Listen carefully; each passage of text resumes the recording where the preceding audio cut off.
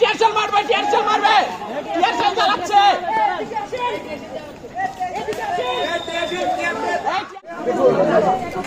আমি নড়াইল থেকে এসেছি, আমার অবস্থা দেখুন। আমি কাজের জন্য এসে বার্ষিকে করবার সুবিধা করতে আমার গ্যারেজ মারিতে দেখুন।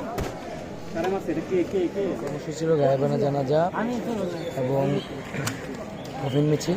জানাজা শেষে আমরা যখন কফিন মিছিল জন্য রাজু ভাস্কর্যের দিকে আগাই এবং রাজু ভাস্কর্যের থেকে টিএসসি থেকে একদল পুলিশ, ডিসি সেক্রেটারি থেকে একদল পুলিশ বিজেপি যৌথভাবে আক্রমণ করে।